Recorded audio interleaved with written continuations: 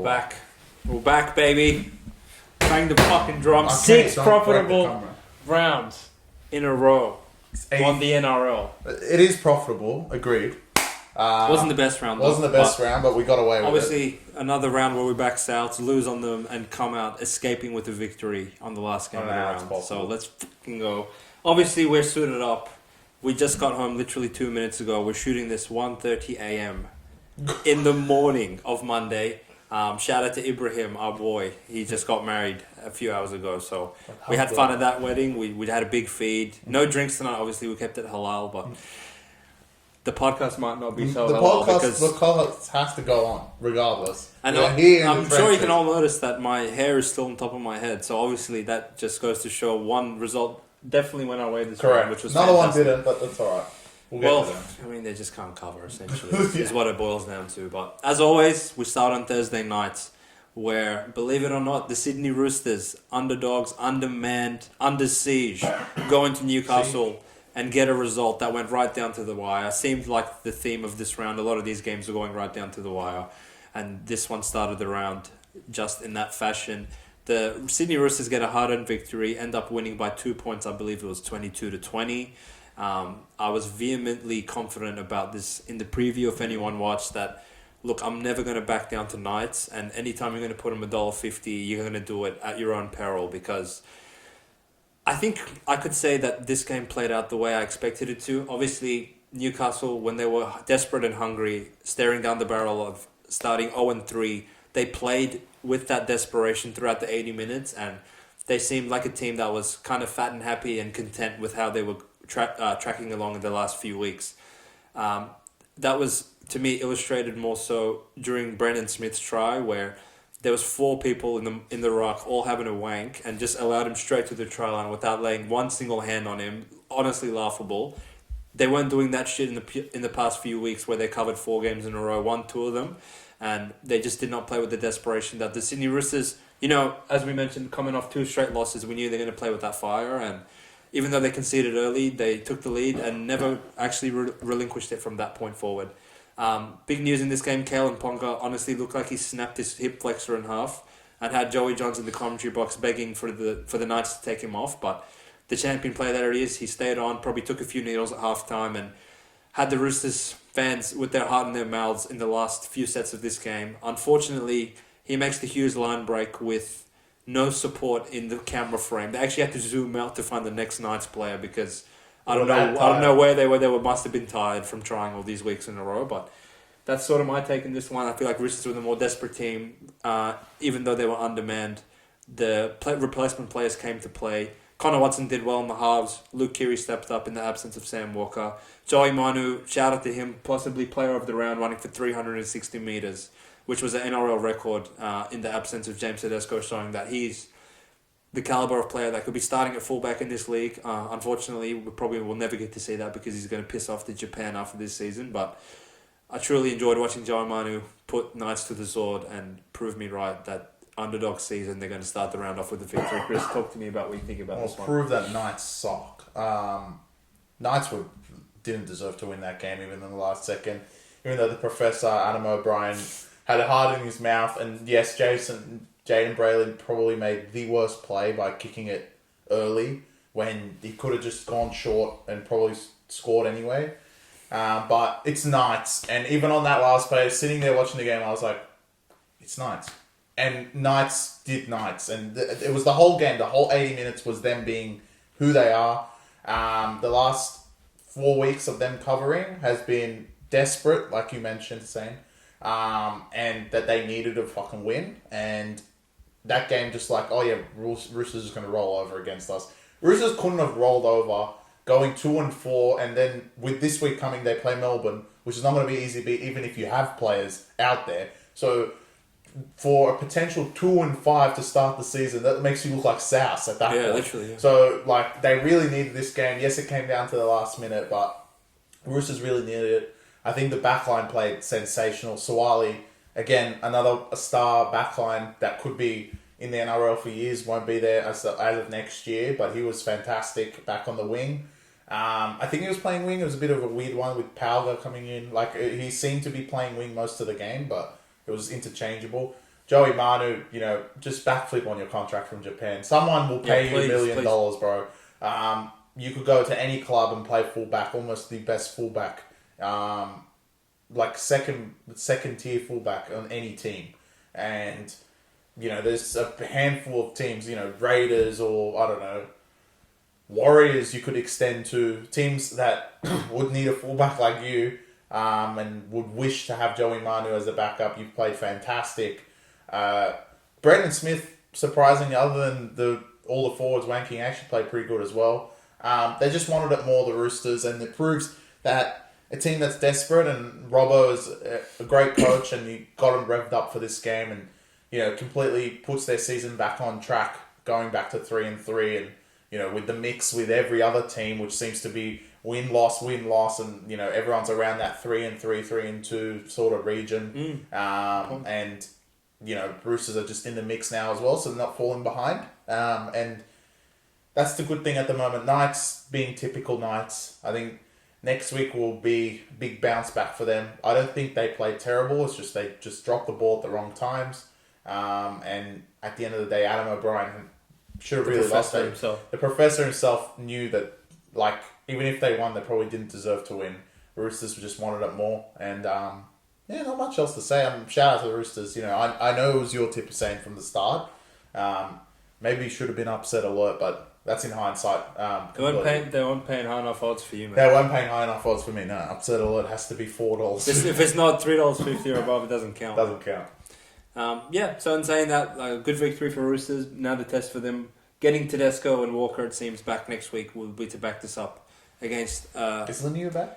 No, he's still suspended. Oh. So apparently you have to miss one whole season for saying one word. But anyway, now we take the show to Amy Park, where the Dogs of motherfucking war went to play them at 6 p.m. on a Friday night. And I'm going to start this one off with my personal analysis. And I want to say, look, anyone that's been following this podcast for enough weeks knows that win, lose or draw, we come on and we essentially shit on Dogs every single round.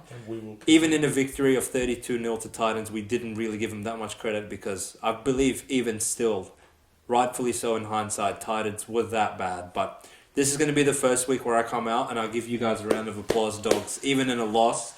That, look, I was wrong. I believe we were wrong by giving out Melbourne line as the best bet. And Melbourne were not great, but Bulldogs, you guys were fantastic this round. I want to say you competed for 80 minutes. You held your line intact for the majority of this game. Even the tries that Melbourne scored were questionable. The one that Xavier Kurtz had 4 players throwing him out of the field and managed to grubber it in, that was well defended. And, Melbourne just going to pull some magic out of their asshole once a game at least. You're going to concede that, so that's fine. And I don't think Melbourne actually structurally broke them down. Well, the Pappenhausen try was pretty funny because Dogs quit. And I thought, if that's going to be a trend for the rest of this game, Dogs are in huge trouble here. And even at 10-0, I was thinking, I don't really see how Dogs get back in this game. But finally, after 6 weeks, Dogs are starting to get their combinations right. And, they have the talent on the left edge, and now they're actually getting the production out of it. I don't know why they persist with going to the orchestrator side of the field, Drew Hutchison. Again, no production down that side outside of... Drop him. Outside of Kiraz, I think he had a cracking game and he's been really good. But anytime you have Burton, Kikau, Adokar, and I thought even Jerry was quite good. To me, he did enough to stay on that side of the field going forward. Anytime you have them on the same field, it's going to pose problems for the opposition, and you give that side of the field quality ball. I think the destruction that Kikau causes is the gist of what works for you guys. Give him the ball literally every single set, and something good will come out of it, because the past 3 weeks in a row against good opposition, no one's been able to tackle him. So Warbrick, Meany, you guys were horrific in defense, and Melbourne in general were horrific, but they've proven that they're the comeback kids, and now they have 3 wins where they were trailing in the last 5 minutes of the game, and in the Warriors one, they actually needed 2 tries to win. So Melbourne, they really have not been great since round 1 of this season, but they're doing just enough to get wins. Will they run into trouble if they keep playing like this? Absolutely, but I would expect them to play better going forward. But in saying that, Canterbury, I feel like the takeaway from this game is you guys showed that you're not as pitiful as we've been saying you are, and you deserve a round of applause and full credit for a good performance in Melbourne. Even in a loss, you guys were very impressive. I want to say well done. That's all I have to say about this game. You're done? I'm done, yeah. That's you got anything? So you're obviously just... Do you have amnesia? Like... No. I remember what I saw on Friday. Okay. Well, look, I remember what I saw when they shit the bed round one.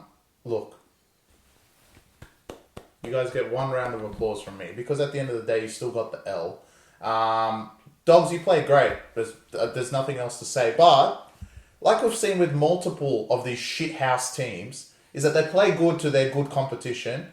And the test is really when they play the shit cunts. And what happens when Dogs is they'll play the shit cunts and lose. One thing about Dogs, they've covered all 3 games against the top 8 sides. Make it 4. Titans aren't a team. Then who do they play round 1 again? Do you want to remind me who they played round 1?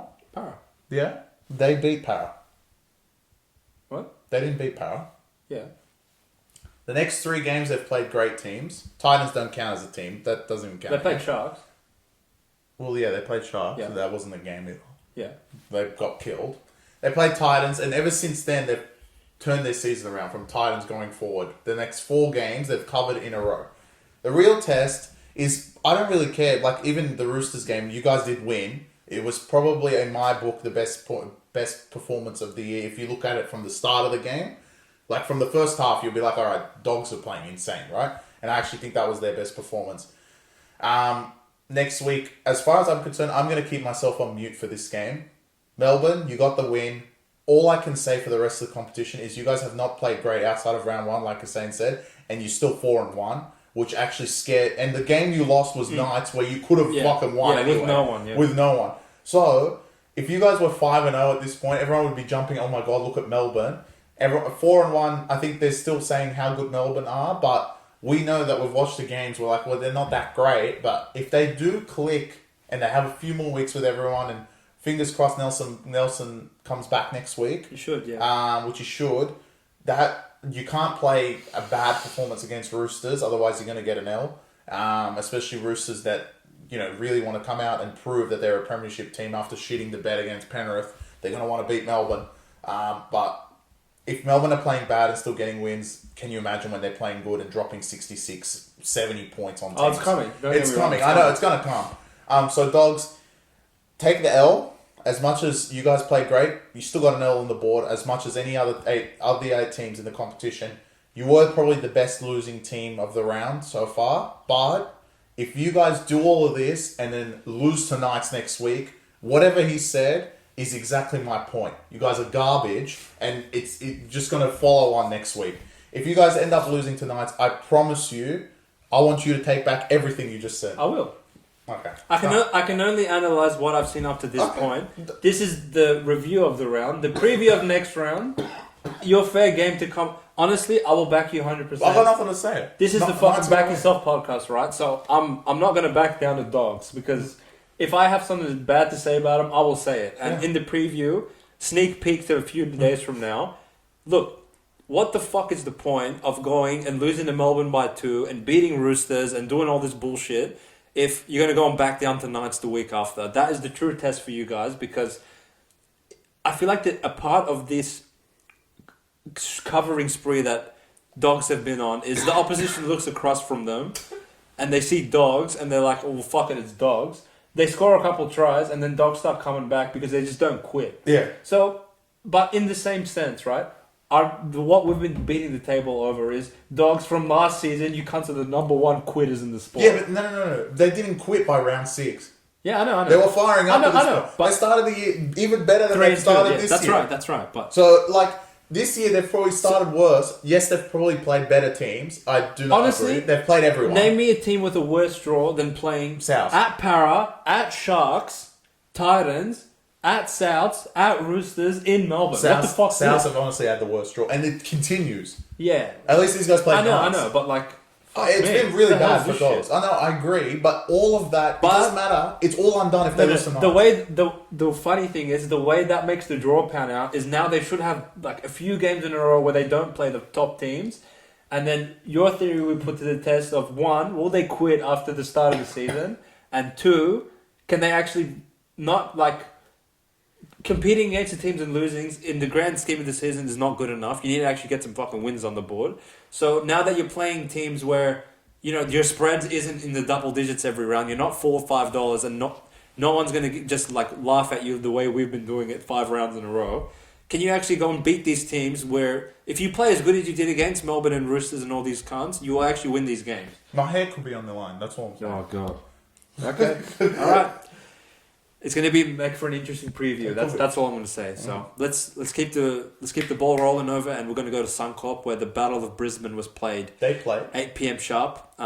Look, I believe Dolphins lost this match in the first 20 minutes where I don't know, Corey Oates fucking had Vaseline on his hands, dropped the ball 50 times, and essentially 20 minutes straight to start this match, Dolphins had the ball on the Brisbane line, and Brisbane showed that they're a top team in the league for a reason, and they did not concede any points until literally Corey Oates dropped it from a bomb, and it fell into the hands of Kenny Bromwich, who pegged the ball at Jared Wallace, who obviously is there to score against his old team. Scores, makes it 6-0, but by that point forward, everything sort of went wrong for the Dolphins. Hammer time, he literally hurt his hamstring on a dead play that the ref blew the whistle dead 5 hours ago, and he's still chasing Corey Oates. He goes off injured. Brisbane score a few tries. It's still competitive by halftime, but more Dolphins players get injured in the second half. They're down to one player on the bench, and Broncos score an intercept try, a drop ball try where Reece Walsh runs the length of the field, while Dolphins put an attacking kick up for Bostock. And before you know it, I feel like the lead just ballooned out of nowhere, where this was a 4-point game. Obviously, we gave out the Broncos line because in the preview we said Dolphins, you cunts shouldn't even show up. It ended up working out in our favour, and the spread covered quite comfortably, but I feel like in hindsight, Dolphins, you guys had a crack, but it was a sort of game where everything went wrong for you, and even though you were competitive, the match was taken out of your hands. So I don't take anything away from you in terms of this performance, but going forward with the lack of troops really, and that injury list really starting to pile up, on top of the fact that you've only been in the competition for 2 years, so you don't have the opportunity to have that much depth in your roster. So to run out Anthony Drillford next week, that's really scary in my estimation. Yeah, well, when he came on, it wasn't any better. Like I said on the preview, Dolphins will lose by more than Dogs. I didn't think Dogs would be 2, but they did lose by more than what they did to Dogs. I couldn't understand why this spread was 9 until someone woke up pre-game with 60 minutes to go and go, oh, is it only 9? Let's push it out to 11. Yeah. And that covered anyway. So, obviously Hammer time going down, the other injuries in the middle of the park, Nelson, I think he came back on, Jesse Bromwich. But anyway. His jaw was all good. Yeah. But just players going down. I just thought Brisbane were in control the whole game. Even the first 20 minutes, Dolphins just did not even look like scoring other than Vaseline boy dropping the ball. Boy, because he dropped it a few times. In offense, Brisbane are lightning, and Reece Walsh, regardless of the headgear or not, was just nipping around everywhere as per usual. Towards the end, just the class of the Brisbane Broncos. Cobbo got a double, putting some bombs in the air. Jock Manor was putting turbo spirals in the air, looking like Adam Reynolds.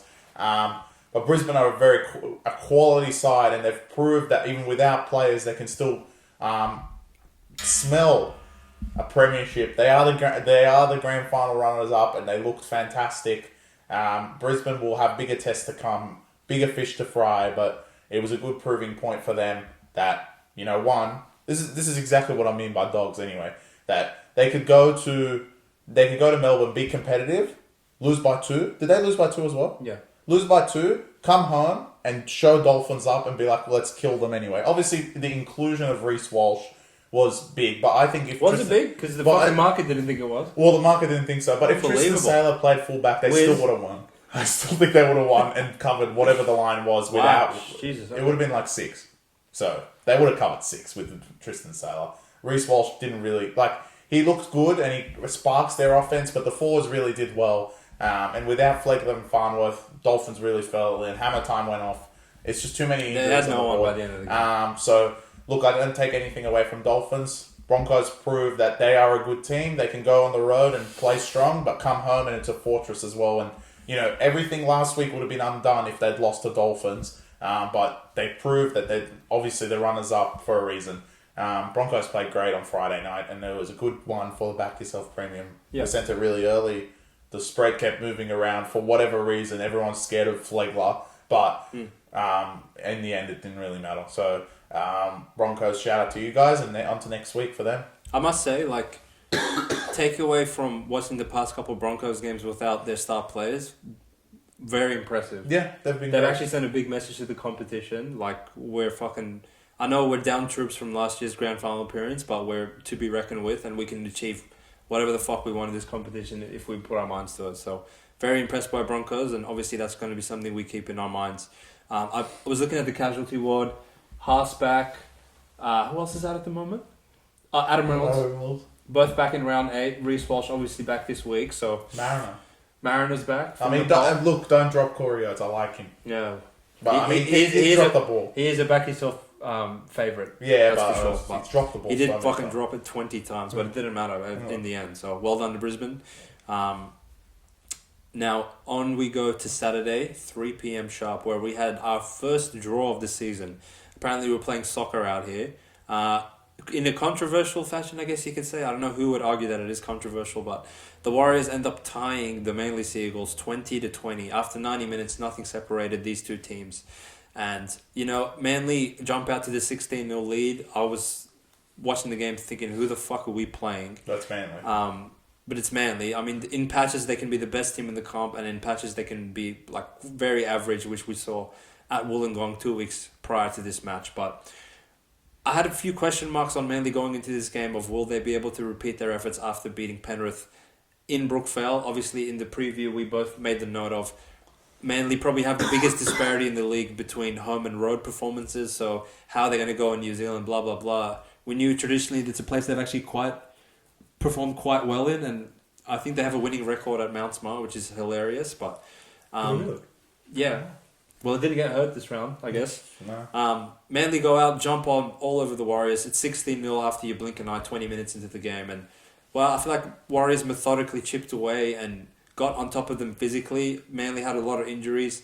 Hamoli looked like he was running on one leg by the end of the game. Turbo had a bit of a limp. His brother did his hamstring. Burbo was out after this as well. And essentially, Warriors did just enough after having the ball for 5 hours at the end of this match, where Dallin scored that horseshit try in the corner with 3 minutes to go. And then, I must say, Aloye, you must have been on full-time draw or something. For you to... Sean Johnson on the 50-metre line attempted a field goal, and Aloye jumped in front of him and smashed the shit out of his leg to get penalised. Not on the 50-metre line, because that's not the rule. On where the ball lands, which happened to be right in front of the posts. So he essentially forced this game into golden point when it never had to go there. Johnson could have attempted that field goal 500 more times in those conditions. He would never kick it from that far out. But I guess in the spur of the moment, he's just competing and he's just trying to fucking make a play for his team. So I can't hate on him too much. But in saying that, once this went to overtime, it seemed like both teams wanted to play not to lose as opposed to win. I didn't really see either team push many passes or do anything crazy to get to the other side of the field. I think we only had one genuine field goal attempt in Sean Johnson's one, where he missed it wide right, and hilariously enough, in the 7-tackle set Manly got, they made 20 metres. So with that essentially showed to me how tired they were after defending for 3 hours to end this match, when they had no ball, no field possession, no nothing, and they didn't have anything in the tank left to actually go down and win this game. And I guess both teams walk away with this. Manly probably a bit disappointed with the draw. Warriors probably stoked with the draw, but both teams got something out of it, and I guess that's all you can really say on my end. How'd you see this one? Well, I actually think completely different. I know it ended in a draw and both teams got 1 point, but I thought one team was shit and one team was very good. And I was very impressed with Manly. Oh, okay. To be honest, I understand I get their issue, but their issue can be solved when they are full strength. Okay. Twice they've gone out 14-0 against Parramatta, ended up losing. 16-0 against Warriors, ended up drawing, almost losing as well. But they go out to these leads, and then they kind of retrace them back and go back to old Manly. but they're good enough to just stay in the game and, make it nip and tuck from there. The fortunate thing for a lot of teams in this league is that it's exactly what happened in round 1 as well. Manly went out to a good lead. South scored 2 tries on the other side of half time. All of a sudden it's a game, but then you just realise Manly is at the offensive force. They just score anyway. And without Garrick and Saab, their outside backs are actually garbage. If they were back, Warriors, you guys needed to be careful. That could have been 24 points and you would never came back. I agree. Parramatta, exactly the same. You could have been down 20, if not more. And if Manly are jumping up to that lead, and even if it's in the first 20 minutes, look, in the first 20 minutes, these guys are 20-0 in front, the other team's going to be like, who are we playing? This is ridiculous, right?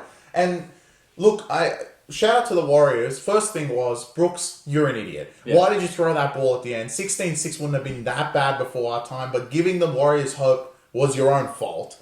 And then Aloiai does something dumb. There were so many opportunities in the game where Manly could have easily won this game. Warriors, I think, got very lucky at the end.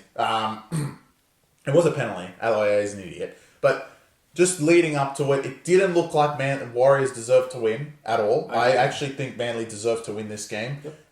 And the biggest proving point for both of us, the line went out to 7.5.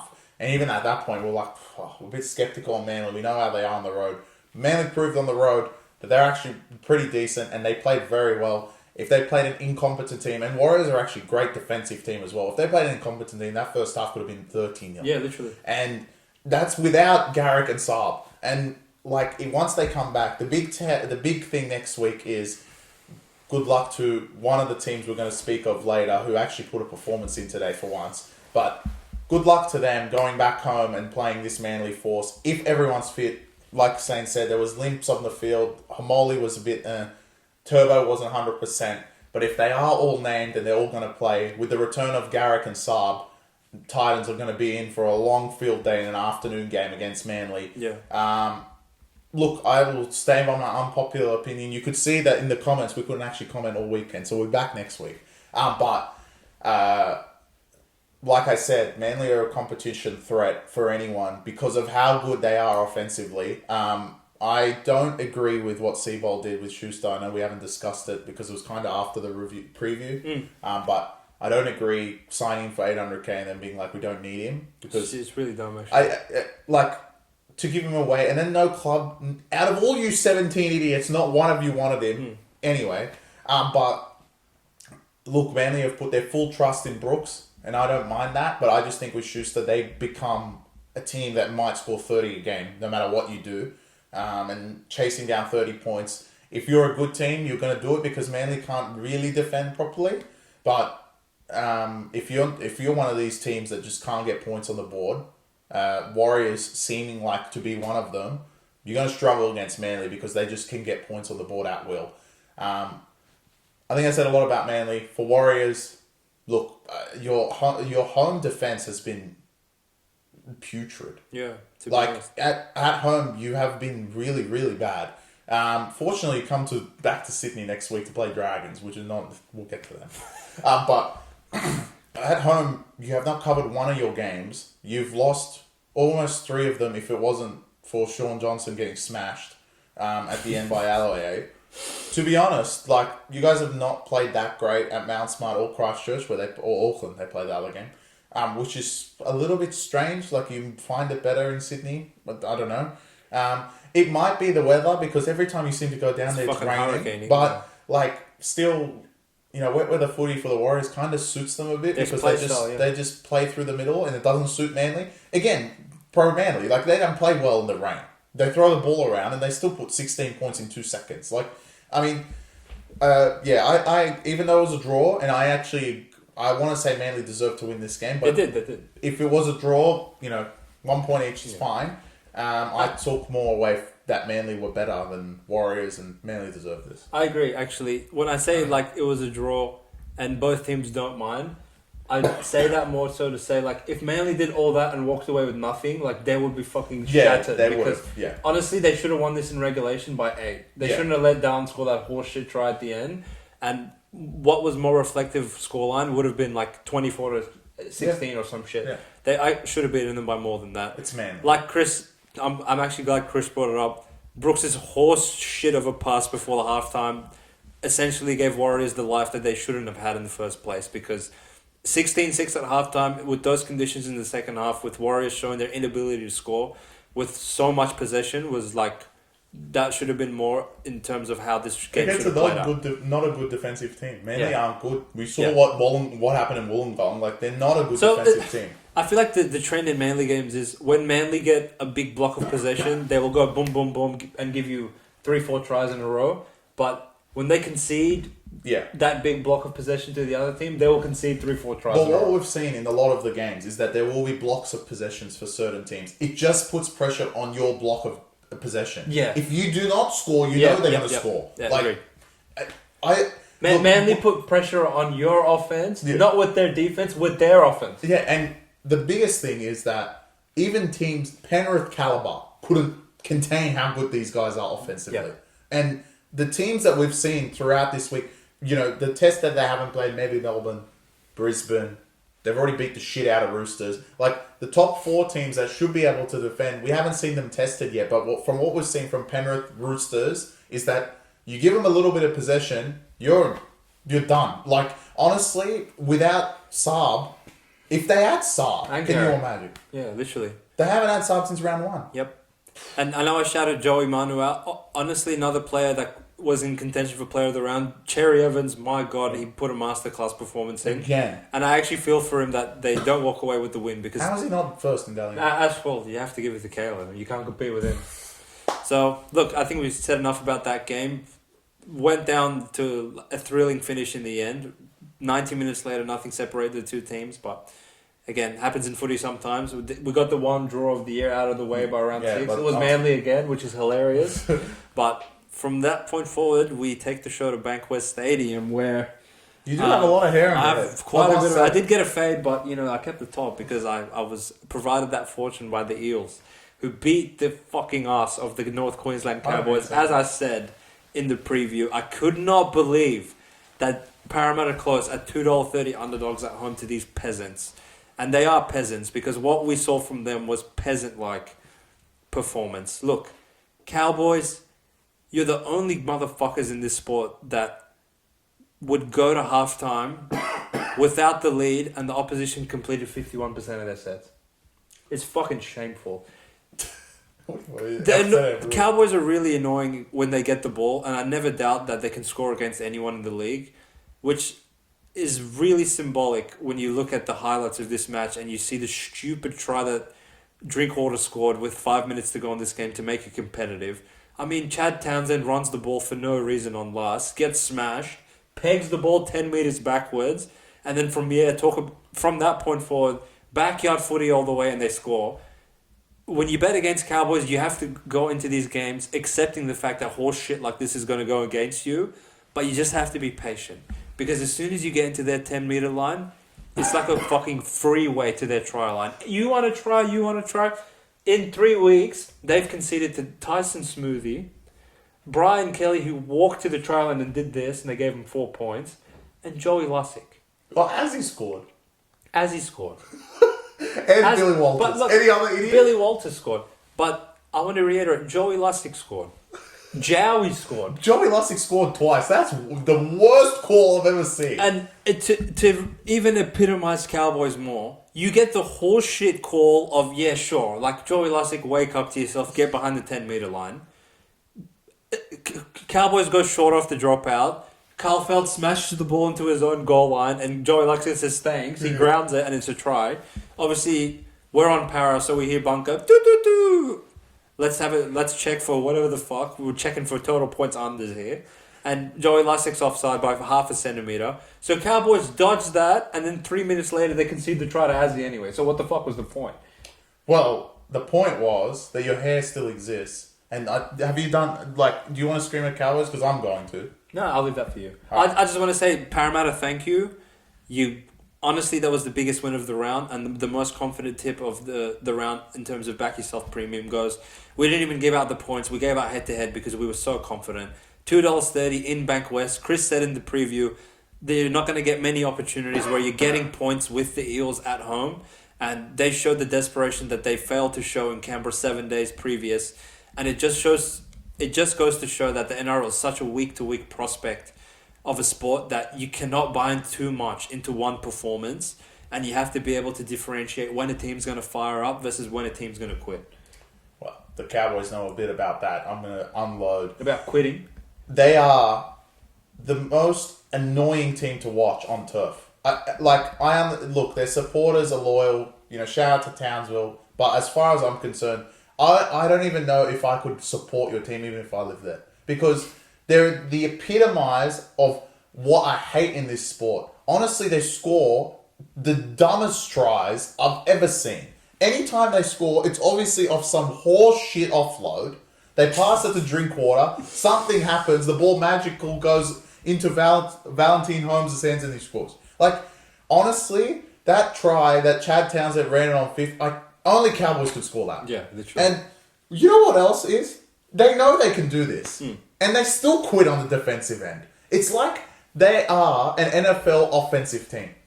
All their 13 on the field. The 2017 Kansas City team. All they do is offense. As soon as they know, they're like, wait, we have to defend? Wait, we have to stop 5 tackles? Wait, they got 5 more tackles because we slept in the ruck again? Oh, okay, yeah, we're going to let Azzy walk through. That try could have been worse than the Brandon Smith try against Knights. Where were they? There wasn't even an excuse. Where were they?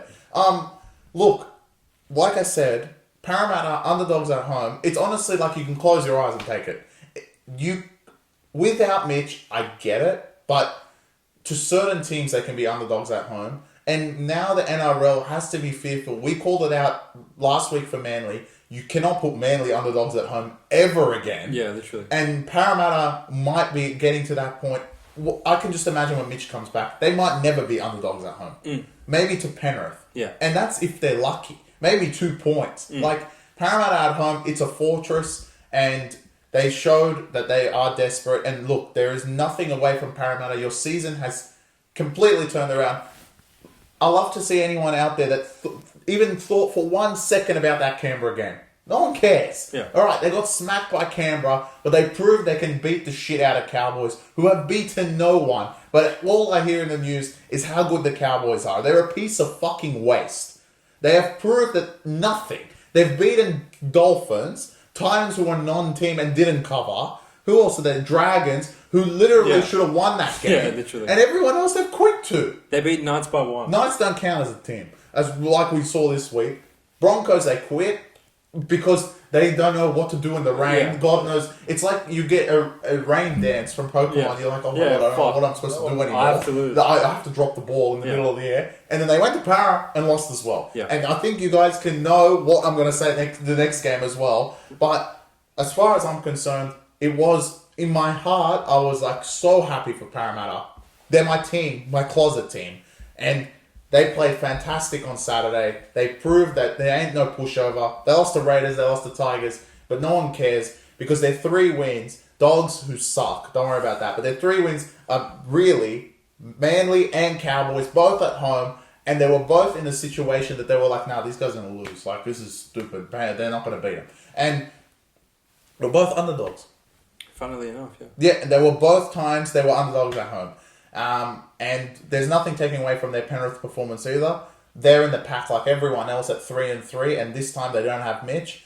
They fortunately, I want to say, have one of the easier games next week. Unfortunately, it's not at Bankwest, it's in Darwin because they have to go there for whatever reason. But it is one of the easy games based on the Dolphin injury toll. But Parramatta can flip the whole season around, flip the script for everyone out there, and go 4-3 to start the year if they get that one. And still, no one's talking about where's the Raiders game. What happened? Yeah. I thought you guys were adamant they lost 41-8. Yeah, well, one win and everyone forgets about the previous week. Agreed. So, in saying that, Para, thank you. You truly saved Saturday, Super Saturday for us, and I'm really glad that you put Cowboys in their place where they belong, because if they went to 5-1. They would be the most overrated, overhyped 5-1 team I've ever seen in my life. And Cowboys, I don't know, the 2 years prior to this one where you guys came second and made the top 4, your defense was not this diabolical, and you weren't just conceding walk-in tries to anyone and everyone who was willing to take your line. Who are they going to concede to next week? Oh, who are they playing? Well, they have to concede to fucking Hazleton. Like last time. Like last time, right? Yeah. So, I mean, jury's out on you guys. Back-to-back games in New South Wales. You go to PointsBet next week. Gee, I wonder who we're going to tip in that one. Well, I have nothing to say with this next one because you have to address your upset alert for the week. Of course, I will. Upset alert didn't hit. We are 2-2 now for the year on upset alert. Under duress, congratulations. Parramatta got the job done. They must have heard me, man. And the hair was on the line. But they were underdogs as well. If I look at the 10 points and the way the game went, I wish I wasn't on 10 points. I wish I was on like 16. Totola goes down early in the game. Cam Murray, listen. There was 2 blunders in this thing, and one came the next game afterwards. I don't even know what happened to Cam Murray. First of all, there was no call. There was no report. No, there was. Oh, there was on a report. Yeah, Sorry. There was a call as well. Remember, I think like the guy smashed him in the head like with his arm, but they were even debating in the commentary box of, is that even a penalty? Because he must have got his neck or something. Yeah, so they didn't even say anything. And then he's off at halftime. Jai Gray, shout out to him. You had a great debut. I'm excited for the next 2 weeks. If you are at fullback, you look fantastic. Yeah. You're a little man, but you really spark the team. Yep. And South, you were down, I want to say 26 to 6 or 10 at one point in that second half. 10. And at that point, it was the easiest time to just quit. And on Monday, be like, get the call and JD is out. And, no one would have said anything about it. But adverse to that, you actually tried. And to have none of those players and miss the line off that stupid knock-on from Kula Matangi, I honestly feel bad for everyone that was on plus 10. I felt like we deserved it, especially that second half. Without Cam Murray, Jai Gray went off for it seemed like 20 minutes. Wyden was playing literally by himself. And you know what? And I actually felt like that you guys deserved to cover that game. Sharks, you didn't really do anything wrong. It just South wanted it more, which I don't blame you guys because South wanted against everyone. And South will now have to keep JD. I don't think you can fire him after that performance, in my opinion. They actually fired up for him. They looked much better, especially in that second half with no one. No Cam Murray, no Totola. You guys proved that you're really not that bad. And it was this close to covering upset alert. There were stages that I thought you guys were great. I didn't think at any point you guys would win. I know they went out there and scored first, but that's South because they scored first last week and got raped by Warriors. But this was a completely different affair. Didn't Sharks score first? Yeah, Sharks scored first, yeah. Right. Oh, no, Sharks scored first, yeah. Sorry. They scored first the week before South. No, South got to 6-4 and then and then quit. But I took that positively and not onto next week because you got onto your bye. But onto your bye. I think it's maybe a good spring for them. We'll have to wait to see after the bye, but that second half definitely showed something that we have not seen the whole year, and maybe they've turned the corner. Maybe. Look, anyone that is going to call Chris out for giving Southside as a 10.5 point underdog on upset alert, I believe you are stupid if you do that. If you want to take into context everything that happened in this game, let's talk about it, right? So, 5 minutes into the game, Jack Wyden, who shout out to him, was probably the most hard-on-sleeve performance I've seen of anyone play this season. You could tell how much it meant to him personally to go out there and give it his fucking all for this match. And I think that was reflective in the rest of the team because they all did try very hard with the adversity they faced, which let's start with this. 5 minutes into the game, Jacob Host gets smashed in the head by Wyden on a head clash. I don't know what the fuck Wyden's head is made out of that he didn't have to go for a HIA. No, Host came back though. Yeah. So Host gets smashed in his head, he's bleeding out, and they take him off for a HIA straight away, right? So Cheekham's on. That's what we're dealing with 5 minutes into the game. And then Totola's off. 10 minutes later, Totola was limping off. I mean, okay, we're already down 2 players. At this point, two players down.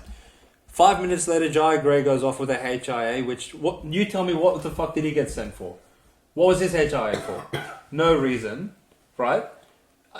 No, he got hit late. No, he got hit late. He passed the ball. Yeah. Ronaldo smashed him in his ribs, and they took him off for a HIA. Well, You may as well say that one was the one with no that call. was the dumbest one. That with was no call. Yeah. So he's off for a HIA.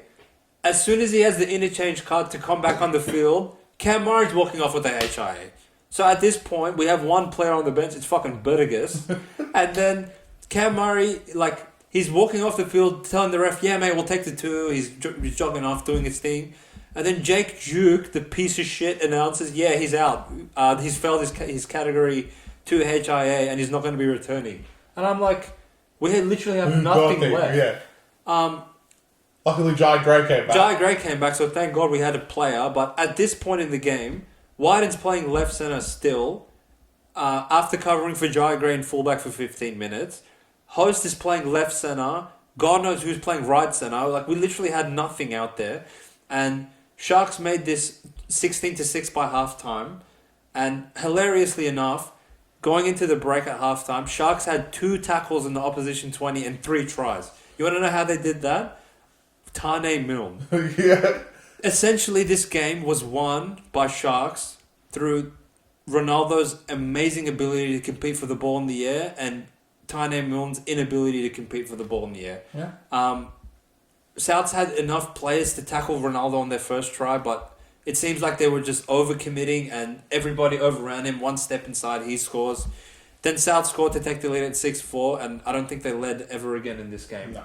So, like Chris said, if this was the wrong side or this was a shit bet, with the context of everything that went wrong for South, at 16-6 in the second half, they would have quit and this would have gone 40-6.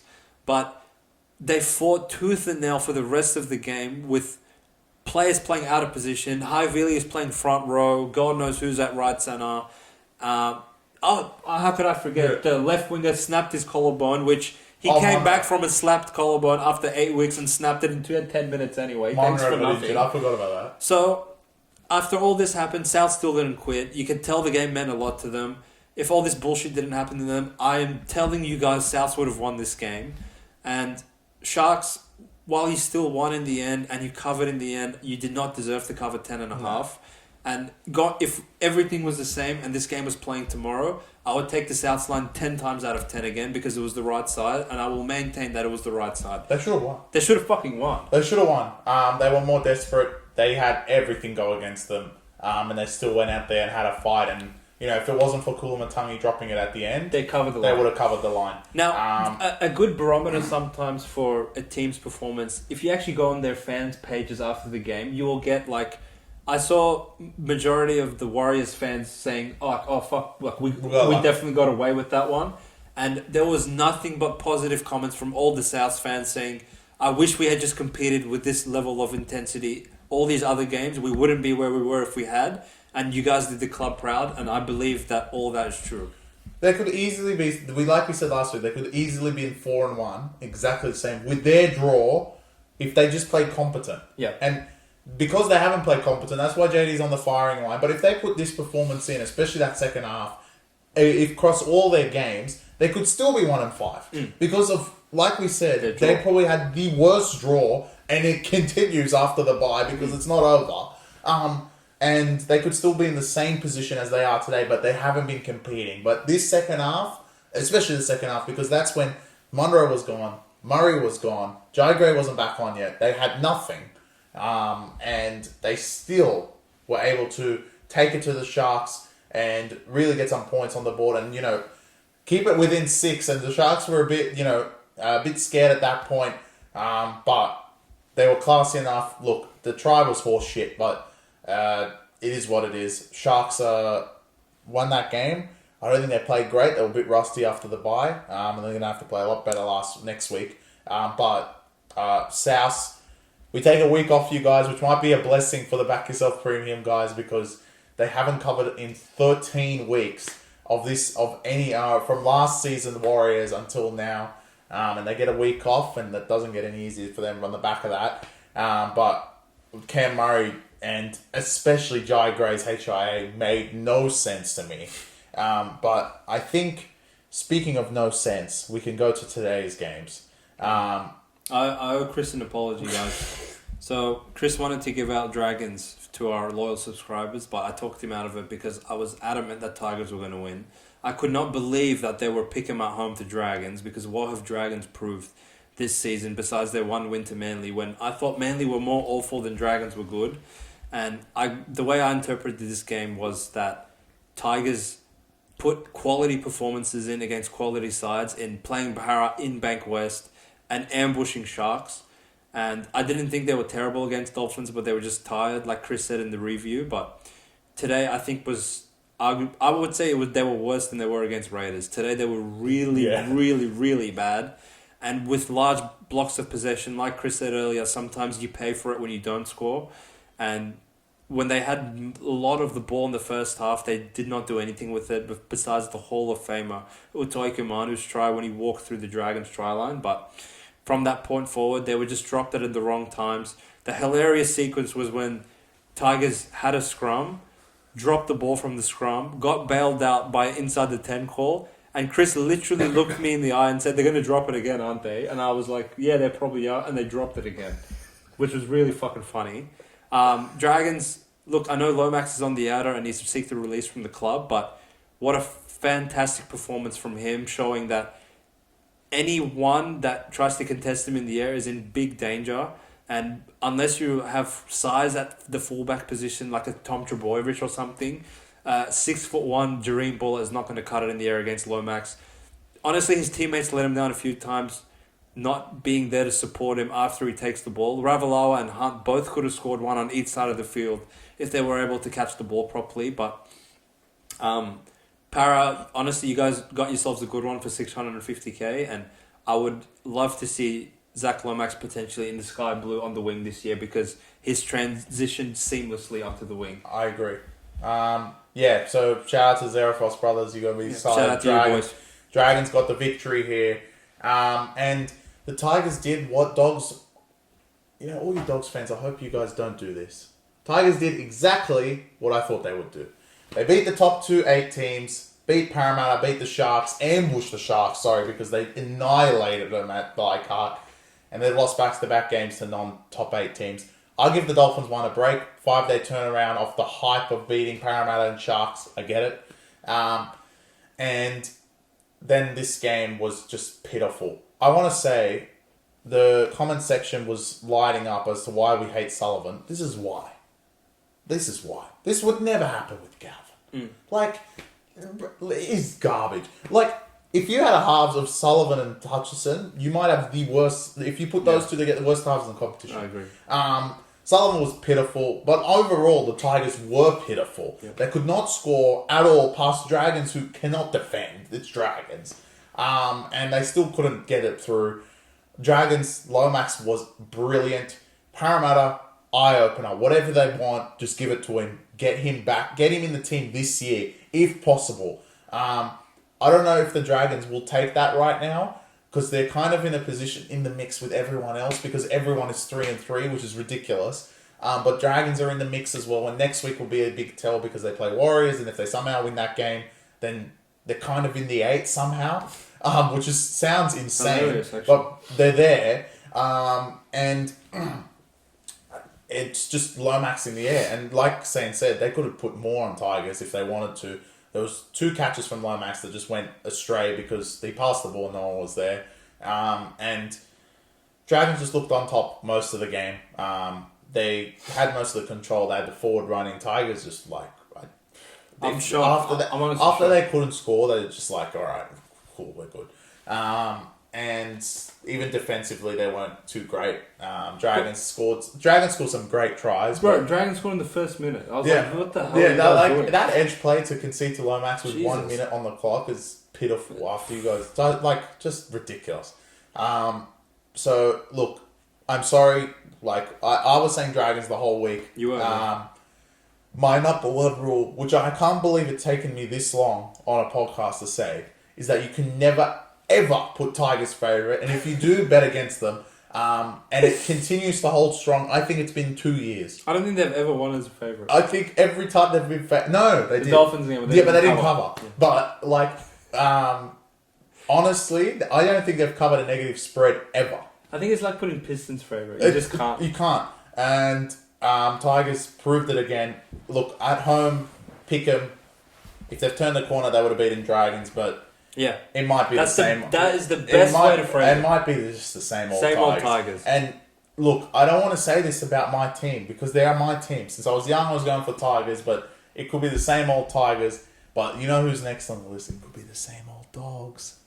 You guys don't know yet. We'll see next week. We'll see.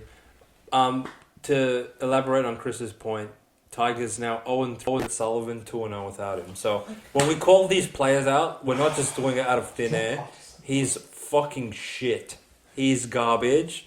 And I thank God that Galvin's suspension is over and we can actually watch a competent player. Oh, he's back next week. He's back. Interesting. Did someone say upset over that? Not yet. Not yet. Now, in full transparency, moving on from this Tigers game, as you can see, we're suited up. We're out of waiting for the entirety of the Raiders game. But, we have a fucking business to run. So we did watch the Golden Point and probably the last 5 minutes of this where as we gave out the Titans line of plus 10.5, I don't know, they're playing Penrith. For our loyal subscribers on Back Yourself Premium, maybe at 10-0 at half time, just before the Titans scored, Jolliffe crashes over to make this a little bit more competitive. I'm sure that changed the game. I'm sure it did. Yeah. We were sort of just scoreboard watching, 10-0, like the same old Titans. But I did see Jaden Campbell with ice on his leg in the second half. But thankfully enough, Titans were able to compete. And like we said last week against Cowboys, while they didn't get the result, there was signs of life that weren't there in the first 3 games they played. And I imagine it was more of the same in this game. When they had gone down... actually, before I go there, Raiders... You guys literally have brain damage to take the 2 up 12-10 with 25 minutes to go. Only you guys do some stupid shit like that. And work. Where, literally last week you scored 41 points and now you can't want to take the 2 to extend the lead from 2 to 4. It's Titans. Literally autism watching you guys do shit like that. And it would have been hilarious to see you guys lose in Golden Point, but... It seemed like by that point, Titans had already mustered everything that they could have just to get it to Golden Point. Hilariously enough, Brian Kelly missed the conversion previous to the one he made at the end, which was next to the post. And then he turns into JT from the sideline, which was No, he missed it from the same spot twice. Yeah. Because but the first one was so bad that everyone was like, bro, he's not going to kick this. Yeah, And then he turned into JT. And he kicked in. A Golden Point. We actually were sitting at the wedding, scoreboard checking. We're like, this could be another draw. Yeah. And it would have been hilarious to have 2 draws in 1 week. 10 seconds away. But 10 seconds away, Fogarty puts it over the post. I want to say, not to shout out any of the Twitter peeps. That Supercoach Whisperer, I don't know who I was following. They lied to us. But I was under the assumption Strange wasn't playing. But anyway, can you guys confirm your sources if you're at the game, first of all? Second of all, if you guys have platforms like this, please make sure it's clear. What you guys were saying was KO Weeks was pulled out of New South Wales Cup to play 18th man. Who gives a fuck? Who cares? Yeah. And when I saw Strange was out and the line the line had shifted, it went from 8 to 10 on game day for whatever reason. But regardless, if they didn't have Strange, they would have easily lost. And the spread didn't move at all. Maybe my source was wrong and everyone else's source was right. I don't get it, but I would have thought that people that are following how close we follow the sport and make sure that someone is in, someone's out, that as soon as that news broke that KO Weeks was pulled out of the New South Wales Cup to play instead of Strange, that the spread would have moved. And KO Weeks compared to Strange has been honestly elite. Fantastic. He could be Rookie of the Year because Galvin, you can't get it, but he could be Rookie of the Year, and him not to be there is a big game changer for Raiders where they're 1-17 every fucking week. Especially considering Rapana was also out. Exactly. So I didn't understand that, and the line just stayed at 10. He played, so I guess justified for all those people that took -8, -9, -10 for whatever reason with Raiders. I did not see that at all. Raiders against a big negative spread have never been good, and they never will be. And they got away with another one by not covering and winning. But the Raiders extend their wins. It's what are they, 4-2 now? 4-2, unbelievable. Yeah. They're playing good. They're playing good, but they don't deserve to be 4-2. They've played many understrength teams. I feel like they do. No, they don't. Who do they deserve to lose to that they won? Para, what they would have been with Moses. Well, they beat them by fucking 32. They're going to beat them with Merv. I think they would have. Nah, they wouldn't have been. I like them. But next week, good luck, bitches. You go to Brisbane, and we know what happened last year. It's not going to happen again. I wish BackYourself was around last year. We were doing cartwheels after that game, giving out Raiders head-to-head. But look, Raiders, I feel like it's been a while since you played a really good team. You've been getting away with playing teams of around your caliber. Who have they played that's good? Warriors, which they lost to. That's it. Outside of that, they played what? Knights? They're not a team. Para without players. Sharks without players. They lost to Sharks. Fair enough. So their 2 losses are against the good teams, and they've beaten all the bums, which I guess is probably like a fair reflection of them. I want to say the Titans, shout out to you boys. Like, I know you guys suck, and you're undermanned, you have no players, blah, blah, blah. Everyone's written you off, but as we said, both in the preview and with what we gave out in Back Yourself Premium, we really felt like this was a good spot for you guys to build on your performance from last week, and you definitely did that. Really, I was hurting for you guys. Not that we were on head-to-head, because we can't physically back Titans head-to-head, even us, but watching them slot the field goal over with 4 seconds to go and you walk away empty-handed, I feel like I don't want to delve too much into next week's games, but that really does leave you guys, one, tired because you played the late Sunday slot with an extra 10 minutes, probably poured your whole heart and soul, and it was an emotional roller coaster. Just the high of Brian Kelly somehow turning into JT and making it to force overtime, all the way to Foreign missing that field goal, giving the 7 tackle set away with 40 seconds, and then losing on the bell. Like, that is a huge letdown spot, and I'm really doubting their chances of. I'm scared. I'm scared for them. Yeah. Next week is without Campbell as well. I think. It puts Manu to fullback, but if Manly name who we think they're gonna name, we'll get into the really scary. It's going to be really scary for an afternoon slot. Afternoon slot just playing Manly on their own is scary, let alone the way you guys positioned right now. But you guys fought the last 2 weeks, and we've been on you the last 2 weeks, so maybe we'll change our mind. But it seems like a tough spot, and I agree. Like, if you had won that game, I think it'd be a completely different perspective for me. But, don't keep your heads down. I want your heads to be up because you have played well the last 2 weeks, to be honest. You haven't quit, and Tino's been out, which is big. But, I know your heads are probably a little bit down, thinking you deserved more from this Raiders game. And you actually did. You actually look like... we haven't watched the 80 minutes in full, but to come back from 12-0 down, you must have been doing something right. Definitely. And don't keep your heads down, boys. I know that that W is coming, and then you can overtake South once and for all. Which is hilarious. Which is hilarious. Actually, they will officially be behind South as of this week because South have the bye. Unless they pull off... unless they pull off literally miracle alert. As far as I'm concerned. But we'll save that more for the preview.